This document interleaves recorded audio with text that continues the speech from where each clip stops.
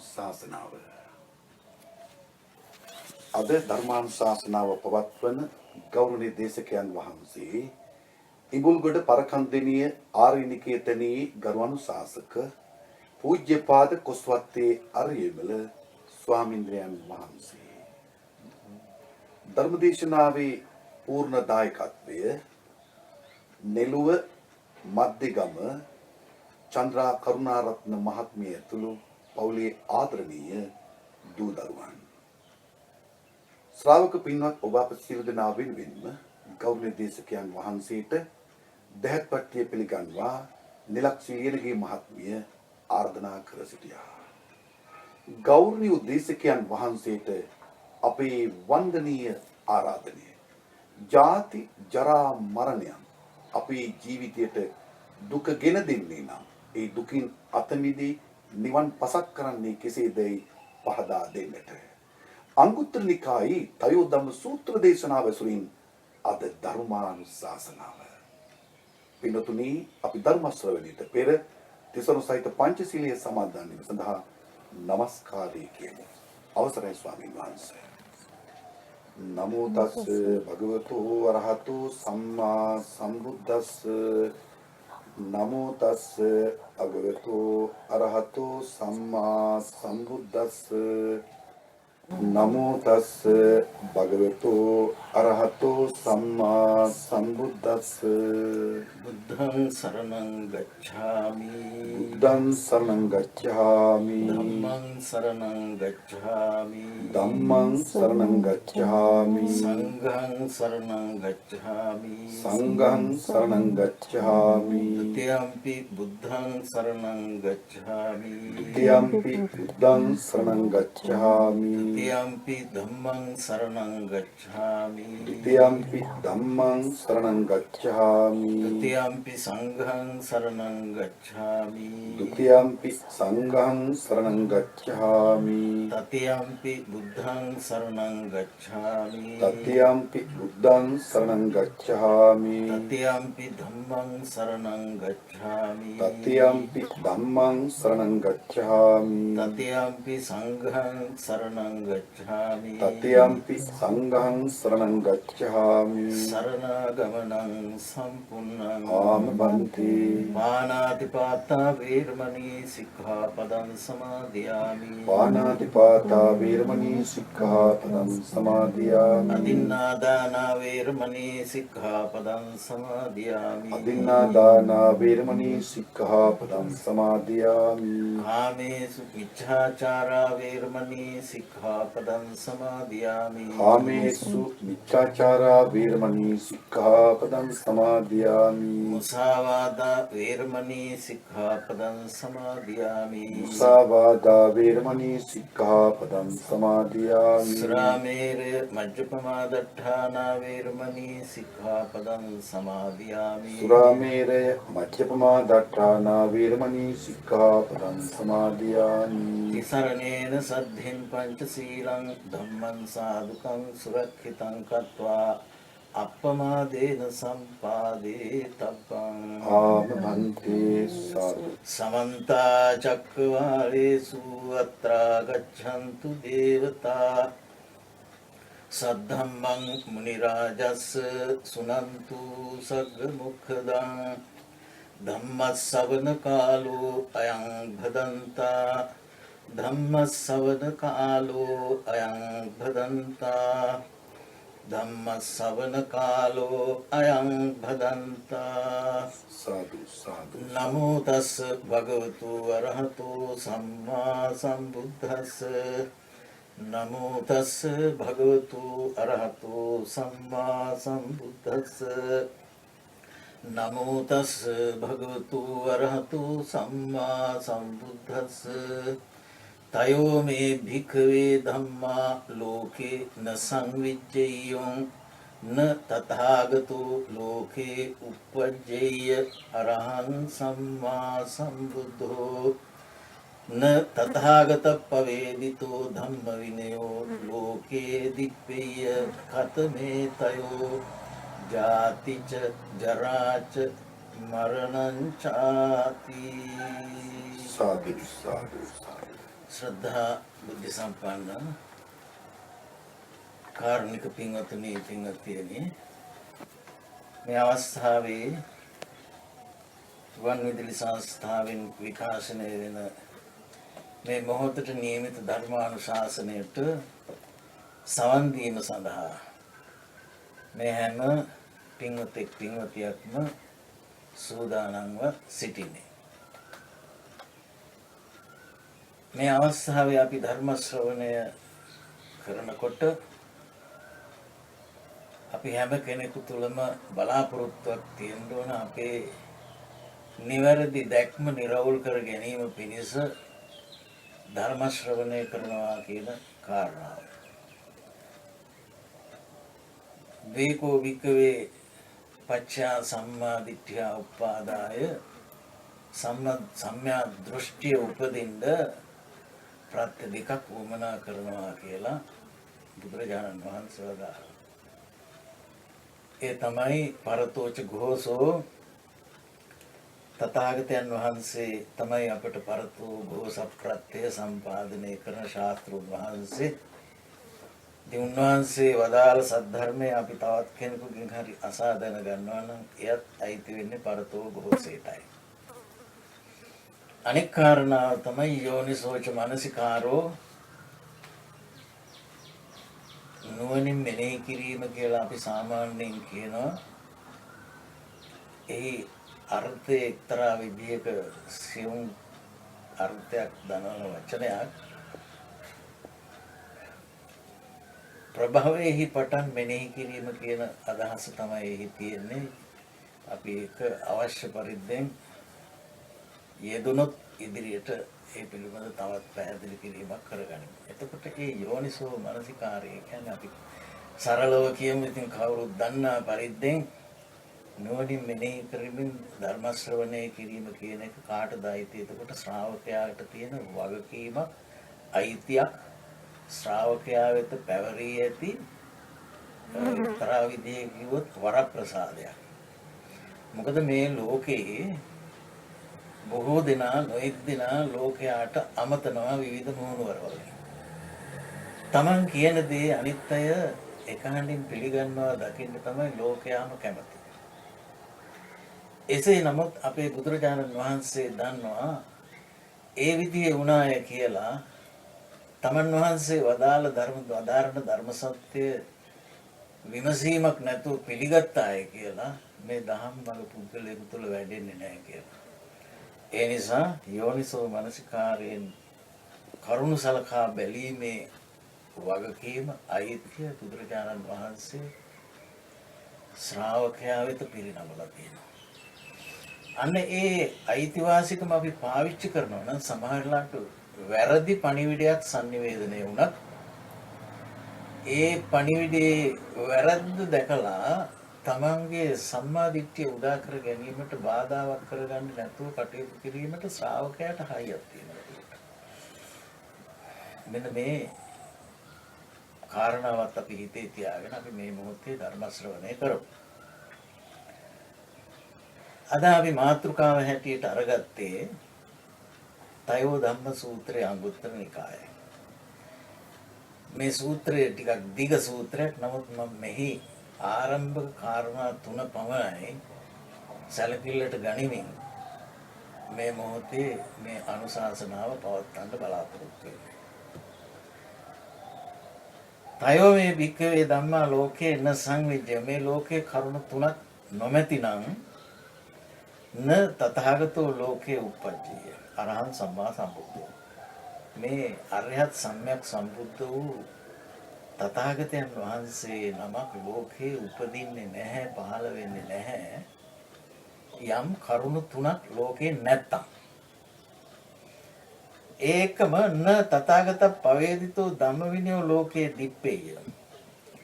ඒ කියන්නේ සම්‍යක් සම්බුදුරයන් වහන්සේ නමක් පහළ වෙන්නේ නැහැ. බුදුරජාණන් වහන්සේ නමක් වදාළ ධර්ම විනය දීපණය වෙන්නේ නැහැ. කුමක් නැති කල්ලිද? මොනවා නැති? කතමේ තයෝ. ජාතිච ජරාච මරණංච. ඒ කියන්නේ ජාති කියන දුක නැත්තම්, ජරා කියන తත්වය නැත්තම්, මරණය නැත්තම් බුදු කෙනෙක් ලෝ පහළ වෙන්නෙත් නෑ. සද්ධර්මය ලොවට ප්‍රකාශ වෙන්නෙත් නෑ කියන එකයි මේකේ තේරුම. එහෙම නම් අපිට පැහැදිලිවම පේනවා උපතත් සිදු වෙනවා. ජරා දුකටත් පත් වෙනවා. මරණයටත් පත් වෙනවා. මෙන්න මේ தત્ත්වයේ ඉදිරියේහි එහෙමනම් සම්‍යක් සම්බුදුරයන් වහන්සේ නමක් පහළ වෙන්න සුදුසු. ඒ නිසා තමයි බුදුරජාණන් වහන්සේ ලෝකේ පහළ වුණේ. වරින් වර සම්‍යක් සම්බුදුරයන් වහන්සේලා ලෝ උපදින්නේ ඒ නිසා තමයි. ඒ නිසාම තමයි සද්ධර්මය කියලා දෙයක් ලෝකේ ප්‍රකාශයටපත් වෙන්නේ. එහෙමනම් ඇයි අපේ බුදුහාමුදුරුවෝ මේ කරුණු තුනම මෙතේ මෙසේ විසිසා දක්වලා කතා කරන්නේ? අපිට මේ සමාජ ව්‍යාපාරයේ නොඑක් දේවල් පවත්වගෙන යන්න අවශ්‍ය කරන උපදෙස් අපේ බුදුහාමුදුරන් වහන්සේ දීලා තියෙනවා. ඒ උපදෙස් වලට වැඩි වටිනකමක් බුදුහාමුදුරුවෝ දීලා නැහැ. මෙන්න මේ කාරණයට වැඩි වටිනකමක් දුන්නා. මොකද ඒකට හේතුව අනිවාර්යයෙන්ම සියලුම භව පැවතුම් කියන ඒවා මරණ කියන ධර්මතාවයෙන් කෙලවර වෙන. නමුත් ඊළඟ භවයකට වැටෙන ඕකනේ ඊළඟ ප්‍රශ්නේ. භවයක් නතර වෙන්නේ නැතුව දිගින් දිගට භව සකස් වෙනවා. මේ භව සකස් වෙන ලෝකයක අපි කොහොමද අපේ ජීවිතය සතුටුදායක ලෙස කළමනාකරණය කරගන්නේ? මේක ගැඹුරු ප්‍රශ්නයක්. මොකද දැන් ලෝකේ ඉන්න මිනිස්සුયો ලෞකිකත්වයට අදාළ වූ කරුණු කාරණාවල් පිළිබඳ එහි මනා කළමනාකාරීත්වයේ උදෙසා විවිධ ක්‍රමවේද භාවිතා කරමින් අද කාලේ හැටියට ගත්තයින් පස්සේ විවිධ තාක්ෂණික උපයුක්තයකුත් එක්ක ඒ කටයුතු කරන බව පේනවා. නමුත් ඒ පසුබිමේ නොවිසඳී තියෙනවා ජාති ජරා මරණ දුක. දැන් අද කාලේ ගත්තයින් පස්සේ අපි වසංගත රෝගයකට මුහුණ දීලා තියෙන මුළු ලෝකෙම. ඒකට ගෝලීය වසංගතය කියලා තමයි දැන් අපි පුදුලා තියෙන පාවිච්චි කරන්නේ. දැන් මම හිතන හැටියට ලක්ෂ 26 පන්නලා ජීවිත හානි සිද්ධ වෙලා තියෙනවා. ශීඝ්‍රයෙන් ඒ වෛරස් තත්ත්වය පැතිරෙනවා. සුවපත් වෙන ප්‍රමාණය වැඩි වුණාට ලක්ෂ 26ක් මේ වන විට දැන් වසරකට ආසන්න කාලයක් ගත වෙලා තියෙනවා. ඒ කාල සීමාව තුළ තව මේක අවුරුදු කොච්චර ඉදිරියට ඇදෙයිද කියලා අපි දන්නේ නැහැ. ඊළඟට මේ යන අවස්ථාව කියන එකට කෙනෙක් මුහුණ දෙනවා කියන එක ප්‍රසන්න දෙයක් වෙන්නත් බෑ. මේ යනවා කියලා කියන්නේ තමන් ගොඩනගාගත්ත සියලුම වටා පිටාව අතහරිනවා කියන එකයි. ඒක පැත්තක්. අනික තමයි කායික වශයෙන් ලැබෙන අපහසුතාව.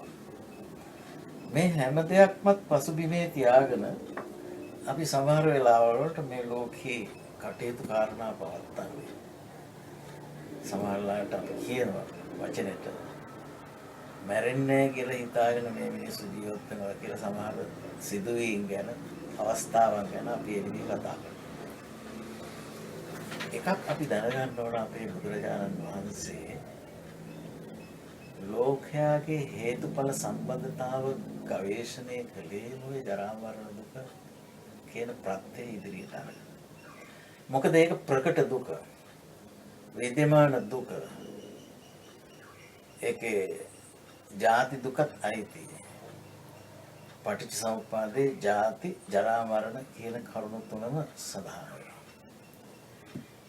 කිම්මි නුකෝසති ජරා මරණං හෝති කියලා තමයි මේ ගවේෂණය ආරම්භ කරන්නේ. කුමක් ඇති කල්ලිද මේ ජරා මරණ දුක වන්නේ කියලා. එතනදී තමයි ජාතියාසති ජරා මරණං හෝති, ජාතිය ඇති කල්ලි ජරා මරණ වේ කියලා. අපි දැනට පහසුව පිණිස ජාති anu උපතයි කියලා කියමු. මෙතනදී මේ ජරා මරණ දුකෙන් අල්ලගත්තේ ආරම්භ කළේ ඇයි? අපට ප්‍රකටවම තියෙන ආසන්නම தত্ত্বය ඒක තමයි. එතකොට මේ ජරා මරණ දුකත් එක්ක අපි තේරුම් ගන්න ඕන කරන දේ තමයි අපි හැම කෙනෙක්ම ජීවිතකාමෝ ජීවත් වෙන්නයි කැමති. මේ ජරාවට මරණයට කැමති නැහැ. අමරිතුකාමෝ මරණයට කැමති නැහැ. හැම කෙනෙක්ම සුඛකාමෝ සැපේ තමයි කැමති. දුක්ඛ පටික්කුල දුක පිළිකුල් කර. නමුත් නානා මාදිලියේ දුක් දුම්නස් මේ මිනිස් සමාජයේ වැළඳගන්න. සැප කැමති වුණ අධි තාක්ෂණයෙන් අපි විවිධාකාර සැප සම්පත් සකස් කරගත්තාට අර මේ සුඛකාම කියලා සකස් කරගත්තට දුක කියන එක ඉවර වෙන්නේ නැහැ. දුක්ඛ පටික්කුලා. එතකොට අපි ජීවත් වෙන්නම ඒක නැත්ත. නමුත් මරණයට කර්ම කාරණාමයි වැඩියෙන් තියෙන. දැන් මේ වෙනකොට සාමාන්‍යයෙන් ඔය වෛරසය බහල බහිනකොට ඩෙන්ගු වදුර ගැන අනතුරු ඇඟවින් කරනවා. ඒ ඔක්කොම පැත්තකින් තියෙනකොට මේ දවස්වල වාහනවල මාර්ග අනතුරු වැඩි කියලා වාර්තා වෙනවා. ඔය විදිහට ගත්තාම මනුෂ්‍යයා අකමැති වුණත් මේවා සකස් වෙනවා. ඉතින් එහෙමනම් මරණය කියන අත්දැකීමට අපිට අනිවාර්යයෙන්ම මුහුණ පාන්න වෙනවා කියන එක දන්නවනේ. බුදු වදනකුත් තියෙනවනේ නත්ති ජාතස්ස අමරණං කියලා. උපන්නමුට නොමිය සිටීමක් නැහැ කියලා. දැන් මෙතන ඉඳන් බුදුරජාණන් වහන්සේ මේ මරණයට මුහුණ දෙන්න අපි මොනවද කිට්ටු කරගන්න ඕනේ කියන මරණය අවශ්‍ය වෙනවා. මෙතනදී මම කැමති මේ ධර්ම දේශනාව ගැඹුරු කාරණා වලට ඇදී යාම වළක්වා ගන්නත් ඒ වගේම අවශ්‍ය කාරණේ පැහැදිලි කරගන්න පහසු එක. උවමනා කරන මූලාශ්‍රයක් හැටියට මහා නාමක සූත්‍රය කියලා සූත්‍ර දේශනාවක් තියෙනවා. මේක අපි යොදා ගන්න. ඒ සූත්‍රයේ මතක් කරන්න ඉස්සර වෙලා ඒ කරුණ කතා කරන්න ඉස්සලා අපි මෙන්න මේ ටිකක් හිතට ගන්න ඕනේ. අද අපි මේ ධර්මයේ දේශනා කරනකොට හා සවන් දෙනකොට හා අපි ධර්මයේ පුහුණු කරනකොට මේ පුද්ගල ප්‍රභේදයක් තියෙනවා. අපි ඒක තේරුම් අරගෙන ඉන්නවා. අපි සාමාන්‍යයෙන් හුරු පුරුදු වෙලා තියෙන්නේ මේ ඇහැට කනට නැහැයට දිවට කයට මනට දැනෙන යම් මට්ටමක් තියෙනවනේ අපේ ලෝකේ. ආන්ගේ දැනෙන මට්ටම තුල ඉඳගෙන ලෝකේ තේරුම් ගන්න මහන්සි කිරීම එහෙම නැත්නම් ධර්මයේ තේරුම් ගන්න මහන්සි ගැනීම කියලා එකක් තියෙනවා. ඔකට කියනවා සංජානාති මට්ටම කියලා. සංජානාති කියන්නේ හඳුනා ගන්නා මට්ටම. අපේ ඇහැට කනට නැහැයට හඳුනා ගන්න ලැබෙන මට්ටම. මෙතන කොච්චර හිටියත් එතන ඉඳගෙන අපි කොච්චර ධර්මය ගැන කරුණු කාරණා සලකා බැලුවත් අර සංජානාති මට්ටමටම තමයි ධර්මය අපට පේන්නේ. අන්න ඒ නිසා බුදුරජාණන් වහන්සේ පෙන්වා වදාලා මෙතන ඊට වඩා ටිකක් ඉස්සරහට ගිය මට්ටමක් තියෙනවා කියලා. ඒ ඉස්සරහට ගිය මට්ටමට අපිට කියන්න පුළුවන් බුදුරජාණන් වහන්සේ පාවිච්චි කරන වචනය මේකයි අභිජානාති කියලා. විශේෂ නුවණකින් බලනවා කියන එකයි ඒක තේරුම. අභි කියන්නේ විශේෂ කියන එක. විශේෂ දැනුමකින් බලනවා කියන එක.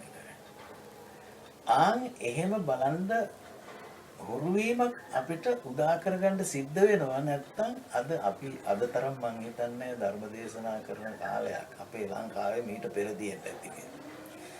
ඒ සමගම පස්පව් දස කුසල් කිසි අඩුපාඩුවක් නැතුව ලෝකයේ සමාජයේ ක්‍රියාත්මකත් වෙනවා. ඒ අතරේ ගුණ නුවණ හඳුනා ගන්න අය නැහැ කියලා කියනවා නෙමෙයි. එහෙම අයත් ඕන තරම් ඉන්නවා. දැන් මෙතනදී අපි තේරුම් ගන්න ඕන කරන දේ තමයි මේ ධර්මය දේශනා කිරීමේදී ධර්මයේ සමන් දීමේදී තර යෝනිසෝ මනසිකාර කතාව අත්‍යවශ්‍යම භාවිතා කරන්න ඕනේ.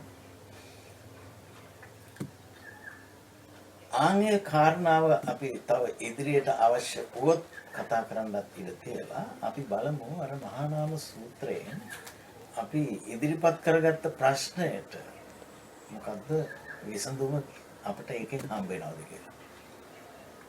මහා නාම ශාක්‍ය පුත්‍රයා කියන්නේ බුදුරජාණන් වහන්සේගේ සමීප ඥාතියෙක්. මස්සිනා කෙනෙක්නේ. එතුමා ශාක්‍ය ජනපදයේ පාලකයා හැටියට හිටියා. එතුමා නිතර බුදුරජාණන් වහන්සේ හමු වුණා ධර්මයේ දැනගත්ත ජීවිතයේ සේක පුද්ගලෙක්. ඔන්න ඔය වචනේත් අපි දැනගන්න ඕන. දහම්මග හික්මෙන පුද්ගලයෙක් බවට එයාපත් වුණා. මේ තැනැත්තා මහා නාම ශාක්‍ය පුත්‍රයා දවසක් බුදුරජාණන් වහන්සේ හම්බෙන්න පැමිණිලා. බුදුරජාණන් වහන්සේගෙන් අහනවා හොඳ ප්‍රශ්නයක්. මොකද අහන ප්‍රශ්නය එතුමා මේ කපිලවස්තු නගරය ගැන ඉස්සෙල්ලා එතන සඳහන් කරනවා. ඒ කපිලවස්තු නගරය බොහොම ජනාකීර්ණයි සමෘද්ධිමත්. ඒ නිසාම මේ නගරය කලබලකාරී.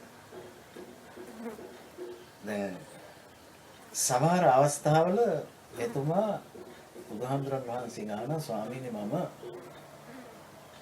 ඔබ වහන්සේ මුණ ගැහෙන්න ඇවිදින්න ඔබ වහන්සේගේ ඇසුර ලබනවා. එහෙම නැත්නම් හිත දියුණු කරමින් ඉන්න භික්ෂුන් වහන්සේ නමකගේ ඇසුර ලබනවා. ඒ ඇසුර ලබනවා කියලා කියන්නේ ධර්මය සාකච්ඡා කරලා ධර්මය දැනගන්නවා. දැන් ධර්මයෙන් ප්‍රීතියක් ප්‍රමෝදයක් ඇති මනසකින් දැන් එයා මහමගට බහිනවා ගෙදර යන්න. මේ ගෙදර යන්න මහමගට බැස්සම අර කපිලවස්තු නගර වීදි මැද්දෙන් ගමන් කරනකොට එතුමා සඳහන් කරනවා සමහර වෙලාවලට මේ ජනාකීර්ණ නගරයේ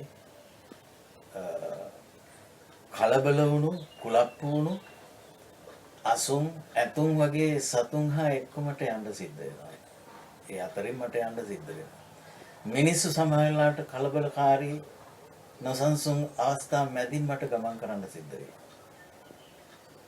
එතකොට ඒ වගේ පරිසරයක මට ගමන් කරනකොට මම අර කලින් ධර්ම සාකච්ඡා කර ඉඳලා ආවට බුදුහාමුදුරන් වහන්සේ ගැන මගේ සිහියේ ඒ වෙලාවේ නැහැ. හැඟීම. මුස්සතේව කියලා තියෙනවා. එතනදී සඳහන් කරන්නේ තස්සමයම් බන්තේ තස්මින් සමේ මුස්සතේව භගවන්තං ආරම්භ. භාග්‍යතුන් වහන්සේ අරබයා මගේ හිත සිහිය මුලාවට ගිහිල්ලා මට උඹ වහන්සේ මතක් වෙන්නේ. එහෙම නැත්නම් ඊළඟට මුස්සති ධම්මං ආරබ්බ සති ධර්මයේ ආරබයා මගේ සිහියත් මුලාවට ගිහිල්ලා. මුස්සති සංඝං ආරබ්බ සති සංඝයා ආරබයා මගේ සිහියත් අනේ වෙලාවේ මුලා වෙලා ගියා. මට ඒ ගැන නෙමෙයි අර කලබල පරිසරයේ කලබල මනසම තමයි දැන් මට තියෙන්නේ. දැන් ඔන්නතනදී අහන හොඳ ප්‍රශ්නයක් අපි කාටත් එකසේ වැදගත්.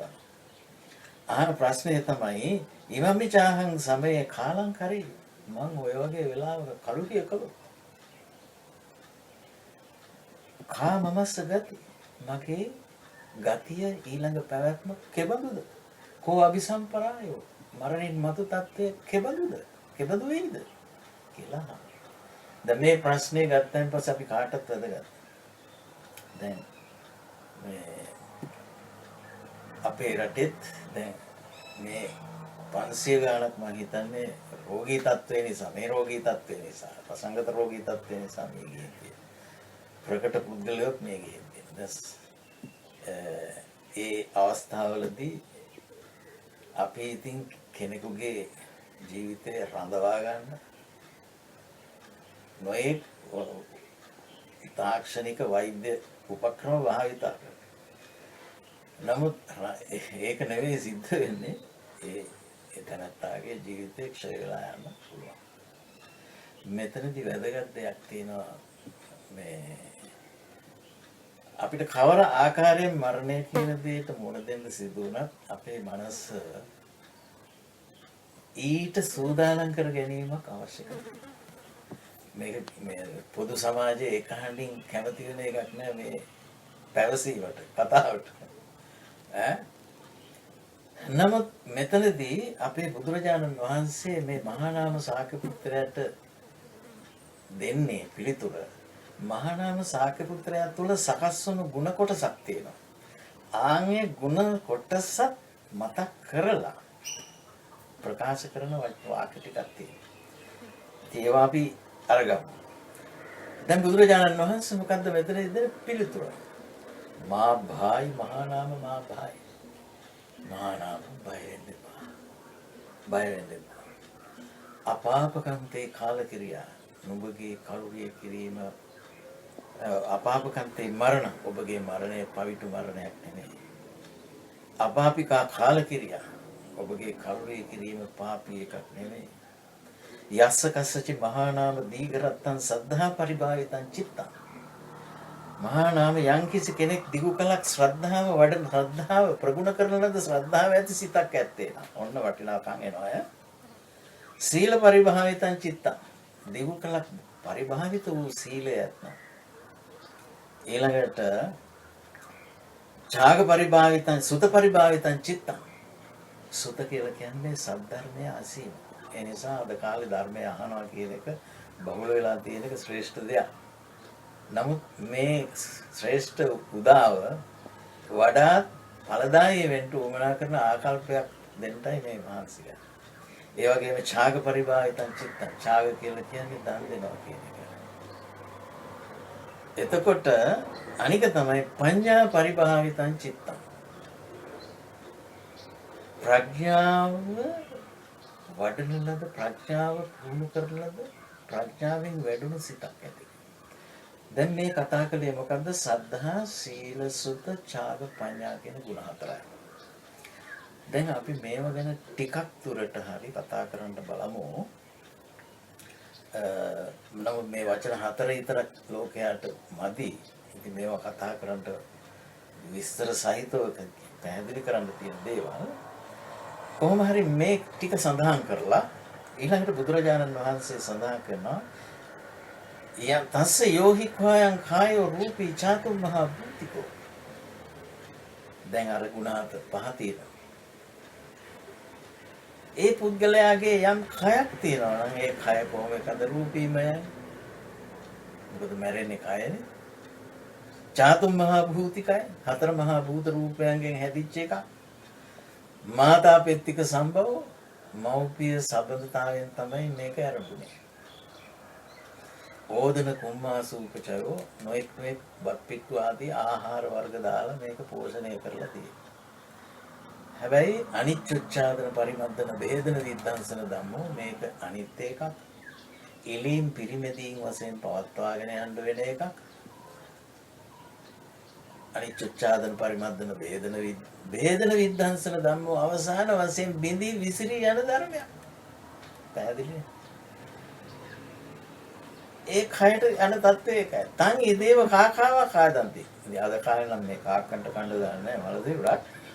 මේ එම්බාම් කරලා කාක්කන්ට කන්න බැරි කරලා පණුවන්ට කන්න බැරි කරලා කුසල දානවා. එහෙම නැත්නම් භූම දාන කරනවා. දැන් ඒ කාලේ තිබුණේ අමුසෝනට ඇද දානවා කියලා එකක්. අපේ ලංකාවෙත් ඕක තිබිලා තියෙනවා කැලේ ගහනවා කියලා කියන්නේ ඇද දාන එකට තමයි. කොහොම හරි කාකු කාලයයි, විජුලීනියෝ කාලයයි, උකුසෝ කාලයයි, බල්ලෝ සිවල්ලු කාලයයි විවිධාව පානක ජාතාවක් ආදා. විවිධාකාර ප්‍රාණීන් විසින් මේක කරුණා. දැන් ඒ කියන්නේ කය නෙමෙයි අපේ වැදගත් කෑල්ල. ඒක අපි මව කුසෙන් අල්ලගත්තා. අපේ කෙලෙස් නිසා අපි වඩාගත්තා. අපි ඒක අතහරිනවා. හරිද? යංචකවස්ස චිත්තං දීඝරත්තං සද්ධා. එතකොට නමුත් යම්කිසි කෙනෙකුගේ සිත දිගු කලක් තිස්සේ අර ශ්‍රද්ධාවෙන් පරිභාවිත නම්, සීලයෙන් පරිභාවිත නම්, සුතයෙන් පරිභාවිත නම්, ඡාගයෙන් පරිභාවිත නම්, ප්‍රඥාවෙන් පරිභාවිත නම්, ඒ සිත කොහොම සිතක්ද? මරණයේදී උද්ධංගාමී චෝති විශේෂකාමී. උඩුහුව යන සුවිශේෂ මරණය. ඔන්න මරණය. දැන් මරණයෙන් මග අරින්න අපිට බෑ. ඇත්ත වශයෙන්ම මරණයට ප්‍රඥා සම්ප්‍රයුක්ත සූදානම් වීම අපිට අවශ්‍ය කරනවා. එහෙම සූදානම් වූ ඇති එක්කෙනා බොහොම කනගාටුවෙන් ඉන්නවා කියලා අනික් කෙනෙකුට හිතේ. එයා තරම් ප්‍රබෝධයෙන් වෙන කිසි කෙනෙක් නැහැ. මොකද මේ අර ජීවිතුකාමෝ අමරිතුකාමෝ ජීවත් වෙන්න ඒ කැමැත්ත මැරෙයි කියලා මැරෙන්න අකමැති කියන දුර්වලතාවය යා ළඟ නැහැ. ඒ නිසා එයා සතුටින් ඉන්නවා. දැන් මේ ටික මතක් කරන්න හේතු වුණේ ඔය ගුණ පහක් අපට බුදුහාමුදුරන් වහන්සේගේ දහම තුල හම්බ වෙනවා. මේකෙන් මම වැඩියෙන් කැමති දැන් සද්ධාව ගැන යම් යම් අවුල් සහගත තත්ත්ව තිබුණත් හුඟක් දෙනෙක් අහලා තියෙනවා. සීලය ගැන හුඟක් දෙනෙක් අහලා තියෙනවා. ත්‍යාගය ගැන හුඟක් දෙනෙක් අහලා තියෙනවා. සුත සම්පත්තිය කියන්නේ නම් ඒක ටිකක් අපි දැනගත්තොත් හොඳයි. මේ සුත සම්පත්තිය කියලා කියන්නේ මේ මුලමෙද අග යහපත් වූ මේ තථාගත පවේදිත ධර්මය එතකොට සුත අහලා තියෙනවා, දතා දරලා තියෙනවා, වචසා පරිචිතා වචනයෙන් ප්‍රගුණ කරලා තියෙනවා, වචසා පරිචිතා දිට්ඨිය සුප්පටි විද්දා දෘෂ්ටිය ප්‍රතිවේද කරලා තියෙනවා. ඔන්න ඕන කරන වචනය. මේ දෘෂ්ටිය කියන එකේ මොකක්ද කියන්නේ කියලා අපි බලන්න ඕන. ඔය දෘෂ්ටිය පැහැදිලි වෙන තැන තමයි ප්‍රඥාවේ තියෙන්නේ. නමුත් මේ මහා නාම සූත්‍රයේහි මේවා එකින් එකක් විස්තර කරලා නැහැ. නමුත් මහා නාම ශාක්‍ය පුත්‍රයා නිසා දේශනා කර තවත් මහා නාම සූත්‍රයක ඒ සංයුත්ත නිකායේ බුදුරජාණන් වහන්සේ උපාසක ව්‍යවහාරයෙන් පාවිච්චි කරනවා. ගෘහස්තයින්ට උපාසක උපාසිකා ව්‍යවහාරයට. එතකොට කතංච මේ මොකද ඉද මහා නාම උපාසකෝ මෙහිදී මහා නාමයේ උපාසකේ පඤ්ඤවා හොති ප්‍රඥාවෙන් යුක්ත වේ. හරිද? ප්‍රඥාවෙන් යුක්ත වේ. මොන ප්‍රඥාවද? උද්‍යත්ත ගාමිනියා පඤ්ඤාය සමර්ණාවත. මේ සමුදය නිරෝධ දක්නා නුවණින් සමන්විත වේ. මේ සමුදය නිරෝධ දක්නා නුවණ කියන්නේ මොකක්ද? කොයි විදිහකද? ඒකේ තියෙන ප්‍රයෝජන මොනවද? එතකොට උද්‍යත්ත ගාමිනියා පඤ්ඤාය අරියාය මේක ආර්ය වූ ප්‍රඥාව. නිබ්බේධිකාය විනිවිද යන නුවණ. හරිද? නිබ්බේධිකාය සම්මා දුක්ඛක්ඛය ගාමිනියා මනවින් දුක් කෙලවර කරන්න ඕන කරන ප්‍රඥාව. මෙන්න මේක තමයි අපිට තේරුම් ගන්න තියෙන වැදගත්ම තැන. මේ ප්‍රඥාව බුදුහාමුදුරුවෝ ගෘහස්තයින්ට දේශනා කරලා නැහැ කියලා කියන්න බෑනේ. එතකොට වග්ගපජ්ජ සූත්‍රයේ ගත්තාන් පස්සේ දීඝජාන කෝලිය පුත්‍රයාට පඤ්ඤා සම්පදාය විස්තර කරලා දුන්නේ. ඉද වග්ගපජ්ජ කුල පුත්‍රෝ පඤ්ඤවා හෝති උද්‍යත්ත ගාමිනියා පඤ්ඤා. දැන් එහෙනම් මේ උදේ කියන්නේ සමුදය උදා වීම ඇතිවීම කියනකොට අත්ත කියන්නේ නැතිවීම. මොනවා ඇතිවීම නැතිවීම. ඔන්න වැදගත් තමයි. අපි ඉතින් බාහිර ලෝකයේ මේ දේවල් දැන් තියෙනවා දැන් මේ ආදී වශයෙන් වහිතන. එහෙම හිතලා. අපි හැම කෙනෙක්ම අපිට අත්දැකීම් ලෝකයක් ඇසුරේ දෙන්නේ. අපේ අත්දැකීම් ලෝකයේ ඇස අනුසාරයෙන් අපට ලැබෙන්නේ. කන අනුසාරයෙන් නේද ලැබෙන්නේ. නැහැ දිව කය මන අනුසාරයෙන් නේද ලැබෙන්නේ. එහෙනම් ඇස අනුසාරයෙන් ලැබෙනවා කියනකොට ඇස කලින් තියෙනවා රූප පස්සේ හම් වෙනවා කියලා වගේ හැඟිල්ලක් අපිට තියෙනවා. එහෙම තියෙනවනේ සාමාන්‍ය ලෝක ව්‍යවහාරය. නමුත් මේ ඇසයි රූපයයි දෙකම සමතේ වෙන්නේ එක විට. මේ ඇස කියලා කියන්නේ මේ මාංශමය පටක ගුලිය ගැන විතරක් හිතලා කියන දෙයක් නෙමෙයි බුදුරජාණන්. ඇස ආයතනයක් වෙන්නේ කොහොමද? රූපයක් නිමිති වෙනකොට. මේ රහස අපි දැනගන්න. රූපයක් නිමිති වෙනකොට ඇස ආයතනයක් වෙනවා කියලා කියන තැන තමයි යංච ආවසෝ චක්කු යේච රූපා උභයමෙතං පච්චුප්පන්න. ඇස යමක් රූපේ යමක් දෙකම පච්චුප්පන්න. ඒ මොහොතේ සම්පූර්ණ. දැන් මම මේ වෙලාවේ ධර්ම දේශනා කරනවා. ධර්ම දේශනා කරනකොට මගේ මොහේ දිව නැමැති අවයවය එහාට මෙහාට දඟලනවා, ගොඩක් පැටිය වදිනවා, තල්ලේ වදිනවා, নানা මාදිරියට එහාට මෙහාට හැඩ ගන්නවා. අප්මට කතා කරන්න උපකාර කරනවා. මේ දිවද කයද? කය. දිව උපදින්න නම් වහද්දේ. වර්ණ රූපයක් නිමිති වීමෙන් තමයි ඇස උපදින්නේ. ශබ්ද රූපයක් නිමිති වීමෙන් තමයි කන උපදින්නේ. ගන්ධ රූපයක් නිමිති වීමෙන් තමයි නාසය උපදින්නේ. රස රූපයක් නිමිති වීමෙන් තමයි දිව උපදින්නේ. පොට්ටබ්බ රූපයක් නිමිති වීමෙන් තමයි කය උපදින්නේ. සංකල්ප පහළ වීමෙන් තමයි කය උපදින්නේ. මනස උපදින්නේ. දැන් හරිනේ. බුදුහාමුදුරන් වහන්සේ ධර්මයේ දේශනා කළේ අතීතයවත් අනාගතයවත් සලකලා නෙමෙයි ප්‍රත්‍යක්ෂණය සලකලා. අතීතයවත් අනාගතයවත් සලකලා නෙමෙයි ප්‍රත්‍යක්ෂණය සලකලා. පච්චුප්පන්න කියන තැන තමයි අපේ ප්‍රඥාව වැඩ කරන්නේ. දැන් මෙහෙම ගමු. ඇස දැන් අතීතං චක්කු නිරුද්ධ. අතීත ඇස නිරුද්ධයි. මේ අතීත ඇස කියන්නේ ගිය භවයේ ඇස කියන එක නෙමෙයි. මේ අපි දැන් මේ ඊයේ දැක්ක එකක් ගැන කියමු. ඒකත් අපිට ඕන නම් ගිය භවය කියලා කියන්න පුළුවන්. භව කියන වචනේ ව්‍යාප්තිය දිහා බලනකොට. එතකොට ඇස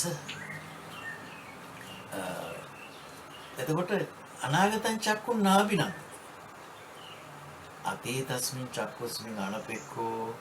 දැන් අපි අතීතයේ එක්ක දේවල් අනේ ආයෙත් දකින්න තියෙනවා නම් හොඳයි කියලා සිතිවිල්ලක් තියෙනවා. ඒ තමයි අතීත ඇස අපේක්ෂා කිරීම. අනාගතං චක්කුන් අභිනන්දති කියලාත් එකක් වෙන්න පුළුවන්. මම තාම නම් දැක්කේ නැහැ. නමුත් මම දඟ ගන්න මට හම්බෙයි කියලා ලොකු ආසාවක් තියෙනවා. දැන් ඒ තමයි අතීත ඇස හා අනාගත ඇස. අතීත ඇස පිළිබඳ අපේක්ෂාව අයින් කරන අනපෙක්ඛෝ. අනාගතං චක්කුන් නාබිනන්දති මතු අනාගත තව තවත් දැක ගන්න තියෙන ඒවා ගැන අභිනන්දනයක් කරන්නේ. පච්චුප්පන්නස්මින් චක්කුස්මින් නිබ්බිදාය විරාගාය නිරෝධාය පටිපන්නෝ. ප්‍රත්‍යුත්පන්න ඇසෙහි නිර්වේදේ මේ මොහොතේ සමුදය වුණු දේ තමයි මේ මොහොතේම නැති වෙන්නේ. අපි අනිත්‍යතාව දේවල් වල කැඩෙන බිඳෙන විදිහටනේ දකින්න පුරුදු වෙලා තින්නේ. මේ උද්‍යත්තගාමිනී පඤ්ඤාව දැනගන්න බෑ. දේවල් කැඩෙනවා බිඳෙනවා කියන්න බුදු කෙනෙක් ලෝ පහළ වෙන්න ඕනෙත් නෑනේ.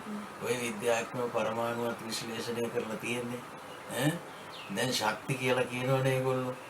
ද්‍රව්‍යයක් නෑ දැන් ශක්ති කියලා. එහෙම කිව්වයි කියලා අපි සතුටු වෙන්න ඕනේ. ඕන් අපේ අනිත්‍ය ධර්මයේ තහවුරු වෙනවා කියලා. අපි අනිත්‍ය සංඥාව වැඩි යුත්තේ කොතැනද? අස්මිමාන සමුග්ඝාතය මම වෙමි යන මානය ඇති වෙන තැන. මම වෙමි කියන මානය ඇති වෙන්නේ අත්දැකීම් ලැබෙනකොට. ඇසින් රූප දකිනකොට, ඇසට රූප නිමිති වෙනකොට මෙන්න රූපය මෙන්න අත්දකින මමනේ. අහංකාර මමංකාර. අහංකාර කිව්වේ මම කියන හැඟීම, මමංකාර කියන්නේ අත්දැකීම මගේ කියන හැඟීම. මේ මොහොත තේරුම් ගැනීම අවශ්‍යයි. එහෙම කෙනෙකුට විතරයි අපි දැන් පන්සිල් දෙනවා, දවසිල් දෙනවා, මේක කියනවා සීලය ගැන කතා කරනවා. ඇයි සීලය ඔච්චර කතා කරලත් රැකෙන්නේ නැත්තේ? මොකද ඊට උවමනා කරන සම්මා දිට්ඨිය දෙන්නේ නැතුව සීලය විතරක් රඳව ගන්න බෑ. බුදුරජාණන් වහන්සේ ආර්ය අෂ්ටාංගික මාර්ගයේ ගොනු කරලා තියෙන්නේ සීලය, වාචා, කම්මන්ත, ආජීව කියන අංග තුනට යොදලා. සම්මා දිට්ඨිස සම්‍යක් දෘෂ්ටිය ඇති තැනට සම්මා සංකප්පම් පහති සම්‍යක් සංකල්පනයේ හැකියාව තියෙනවා. අනෙක්කම්ම අව්‍යාපාද අවිහිංසා කාම ව්‍යාපාද විහිංසා වෙනුවට නෙක්කම්ම අව්‍යාපාද අවිහිංසා සිතිවිලි පහළ වෙන්න තරම් සිතක් පහළ වෙන්න දැක්ම පහළ වෙන්න. ආන්ගේ දැක්ම බුදුහාමුදුරුවෝ ඔය සම්මා දිට්ඨිය මෙලෝ ඈත පරලෝ ඈත කියන වට්ටමේ සරල සම්මා දිට්ඨිය නෙමෙයි. ඊට වඩා ගිය මාර්ග සම්මා දිට්ඨියක් මෙතන තියෙනවා. මේක ගත්තා තමයි අර මහා නාමසාක පුත්‍රයා. රජකමේ නියලුණා. එයාට ඒ ප්‍රඥාව තියෙනවා. ඒ නිසා ඔබ බය වෙන්න එපා. ඒ බඳු කෙනෙක් අන්න දුගතියෙන් වළකිනවා කියන උතන අපිට දැන් මේ වෙලාවේ අරහත් ඵලයටපත් වෙන්න බැරි වුණා ගෑයි කියමුකෝ. හැබැයි හරියට පාර තේරෙනවා නම් වැඩි කල නොගොස් පුළුවන් කියලායි බුදුහාමුදුරුවෝ. හරියට පාර දන්නේ නැති නිසා තමයි අපිට ඒක ඒ නිසා අපි තේරුම් අරගන්න මෙන්න මේ ප්‍රඥාව සවිස්තරව පැය ගණන් කියන්න තියෙනවා. ප්‍රඥාව සරලව කෙටියෙන් පුංචි සම්පීඩනයක් විතරයි ලබා දෙන්න පුළුවන්. මෙන්න මේ හැකියාව නිසා තමයි මහා නාමසාක පුත්‍රයා බය නැති කෙනෙක් බවට පත් වෙන්න බුදුහාමුදුරුවෝ අනුශාසනා කළේ. ඒ නිර්භයතාව අප තුළත් ඇති කර ගැනීමට මේ දේශනාවන් තව තවත් වඩා පැහැදිලිව සවිස්තරව සහ ගැඹුරින් හඳුනා ගන්නට අපේ බෞද්ධ ලෝකයට පමණක් නෙවෙයි මුළු මහත් ලෝකයට මේක කල අවකාශ ලැබෙන්න ඕන. ඇති කරගත්ත මේ අවබෝධය අපි සෑම දිනකටම මේ කඩාකප්පල් වන ලෝකේ නිර්පද්‍රිත මනසක් ගොඩනගා ගන්නට ඒකාන්ත වශයෙන් හේතු වේවා. නිවන් පිණිසම වේවා කියලා සාදු. අවසරයි ස්වාමීන් වහන්සේ. අද මෙම ධර්ම දේශනාවේ පූර්ණ දායකත්වයේ දරන නෙළුව මධ්‍යගම චන්ද්‍රා කරුණාරත්න මහත්මිය ඇතුළු පවුලේ ආදරණීය දූ දරුවන්ගේ ප්‍රාර්ථනාවන් අරමුණු සිහිපත් කරන්නට 2014 වර්ෂයේ මාර්තු මාසයේ 20 වන දින පරලෝසපත් සෙනෙහබර ආදරණීය පියතුමාණන් වන HL ආර්යසේන මැතිලොන්ට නිවන් සුව ප්‍රාර්ථනා කරමින් පින් අනුමෝදන් කිරීමත් දෙපාර්ශවයේම පරලෝසපත් වුණා වූ සියලු ඥාති මිත්‍රාදීන්ට නිවන් සුව ප්‍රාර්ථනා කරමින් පුණ්‍යානුමෝදනා කරනවා සේම සුජීවත්ව සිටින සියලු ඥාති හිත මිත්‍රාදීන්ට නිදුක් නිරෝගී සුවය චිරජීවනයේ ප්‍රාර්ථනා කිරීමත් දායකත්වයෙන් ගැන කටයුතු කරන විශ්‍රාමලත් පාඨශාලාචාර්ණී චන්ද්‍රා කරුණාරත්න මහත්මිය ඇතුළු ආදරණීය දූ දරුවන් ඇතුළු පවුලේ සෑම දෙනාටමත් තුනුරුවන්ගේ ආශිර්වාදයෙන් නිදුක් නිරෝගී සුවය චිරජීවනයේ ප්‍රාර්ථනා කරනවා සේම ධර්මදේශනාව පැවැත් වූ ගෞරවනීය වූ දේශකයන් වහන්සේට නිදුක් නිරෝගී සුවය උන්වහන්සේ ප්‍රාර්ථනා කරන්නා වූ බෝධියකින් එතරව ලබන අති උතුම් අමා මහ නිවන් පසක් කරන්නට උන්වහන්සේටත් උන්වහන්සේ තිදෙඩ කළා වූ ගුරු දෙමාපියන්ටත් මේ මහඟු කුසලයේ හේතු වාසනා වේවා කියන ප්‍රාර්ථනා ඇති කරගත්තා සේම වර්තමානයේ කොරෝනා වසංගතයෙන් පීඩාවට පත් වී සිටින ලක්වැසි ලෝවැසි සියලු දෙනාටම එයින් මේ ගියා වූ සැමට නිවන් සුව ප්‍රාර්ථනා කරමින් පුණ්‍යානුමෝදනා කිරීමත් රෝග පීඩාදියන් වලට ලක්ව සිටින සියලු දෙනාට ඊතා ඉක්මනින් ඒ රෝග පීඩාදී අත මිදී නිදුක් නිරෝගී සුවය චිරජීවනයේ සැලසේවා කියන ප්‍රාර්ථනය. මේ සෑම දිනාටම ඊතා ඉක්මනින් චතුරාර්ය සත්‍ය අවබෝධයෙන් නිර්වාණ අවබෝධයේ පිණිස මේ උතුම් වූ ධර්ම දේශනාමේ කුසලය සියලු සත්වගට හේතු වාසනා වේවා කියන ප්‍රාර්ථනාව ඇතිව අද මෙම ධර්ම දේශනාවේ පූර්ණ දායකත්වයේ දරන්නේ නෙළුව මධ්‍යගම චන්ද්‍රා කරුණාරත්න මහත්මිය ඇතුළු එම පවුලේ ආදරණීය දූ දරු පිරිස. ඒ සෑම දෙනාටමත් ධර්ම ශ්‍රවණය කළා වූ සියලු දෙනාටමත් ලක්වැසි ලෝවැසි සියලු දෙනාටම මේ ධර්ම දේශනාවේ ආශිර්වාදයේ පුණ්‍යානුමෝදනාවක් කොට ප්‍රාර්ථනා කරන්නට ආශිර්වාද කරන්නට ගෞරවනීය දේශකයන් වහන්සේට නැවත වතාවක් පාදාභිවන්දනය කරමින් ආරාධනා කර සිටිනවා. අවසරයි ස්වාමීන් වහන්සේ. මේ අවස්ථාවේදී ධර්ම ශ්‍රවණය කිරීමෙන් උපදවාගත් වූ කුසල චේතනා ශක්තිය තමන් පුණ්‍යානුමෝදනා කිරීමට බලාපොරොත්තු වන කුල දේශ ඥාති හිතයිෂී හැමට සසර සැපත පිණිස පින්පඩුවක් වේවා. ආශිර්වාද පතන පැතීමක් වෙත්නම් ඒ හැම දිනකට රත්නත්‍රයේ ආශිර්වාදයේ සම්පිත දිවිරක වර්ණ දුක් නිරෝගී සුවපත් භාවයේ පිණිස වේවා.